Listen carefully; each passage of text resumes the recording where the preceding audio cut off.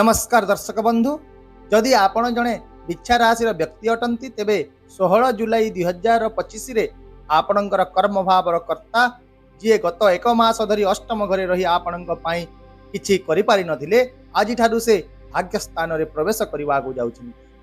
एवं मु पूर्ण विश्वास सहित कहबी जे बिच्छा राशि लोकंक पाई 16 जुलाई रु 15 अगस्त पर्यंत यही समय रे आपण को कार्य क्षेत्र रे भाग्यर समर्थन मिलिबो एवं आपण सही कार्य गुड़ी को समाप्त करेंगे जहाँ आपण पूर्वर अनेक प्रयास करने सत्वे मध्य समाप्त करि पारु नथिले।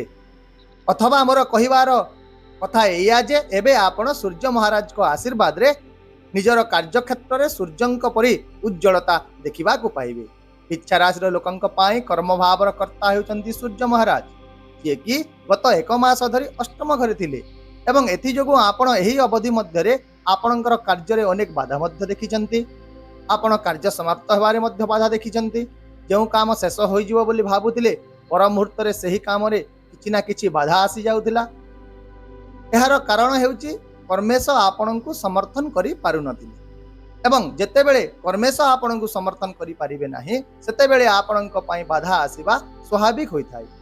किंतु एबे सही कर्मेश जेतेबेले भाग्यर स्थान को आसी गले सेतेबेले आपणଙ୍କୁ अनुभव हेब जे आपणଙ୍କ कार्य क्षेत्र सहित जड़ित काम गुड़िक किपरि मुहूर्तक मध्य आपणଙ୍କ फेवर रे आसी जाउची।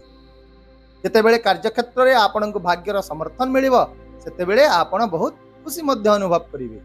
आउ मध्य मु पूर्वरु अनेक कार्यक्रम गुड़िक रे कहिची जे जेतेबेले भाग्य कार्य क्षेत्र रे कठिन परिश्रम सहित मिसी जाई थाए सेतेबेले जणे व्यक्ति विशेष पाल्टी जाई थाए एवं आपणଙ୍କୁ एक विशेष व्यक्ति बनैबा पाई सूर्य महाराज एवं आपणଙ୍କ भाग्य भाव रे गोचर आरंभ करि दैछंती।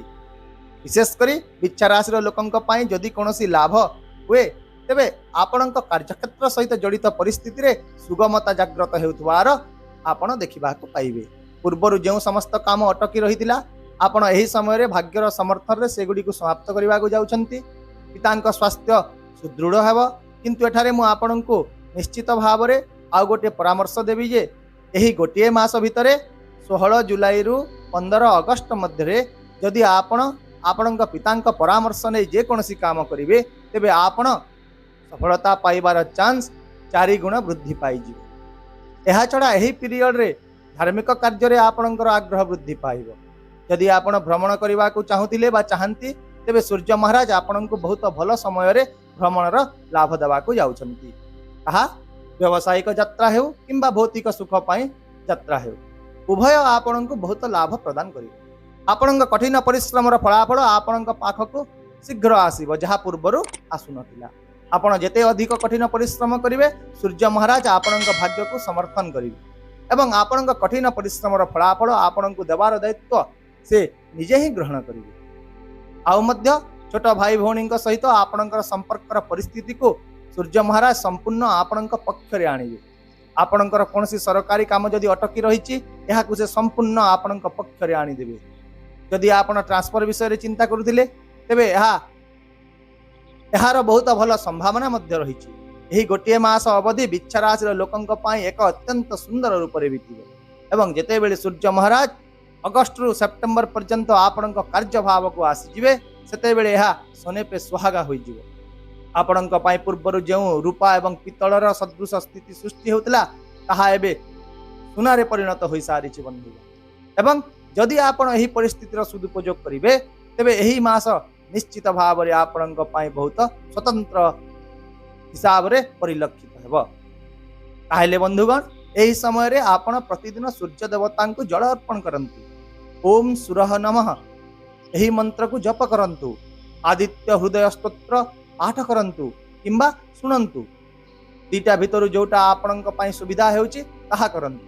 ता सहित एही समय रे सूर्य भगवान को पूजा करंतु। देखिबे निश्चित भाव रे किछि ना किछि बड़ परिवर्तन आपणଙ୍କ जीवन रे निश्चित घटिबे।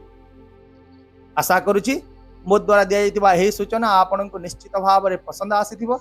जदि वीडियोटी को पसंद लागिला तेबे दया करी एहा को लाइक कर दियंतु। आपण निज बंधु एवं परिवार सहित शेयर कर दियंतु एवं चैनल को सब्सक्राइब करने को भूलंतु नहीं। आसंता काली मु पुणी थरे एक नूतन सूचना सहित आपणଙ୍କ सम्मुख रे उपस्थित हेबी। से पर्यंत विदाय दियंतु। रहुची। नमस्कार। जय जगन्नाथ।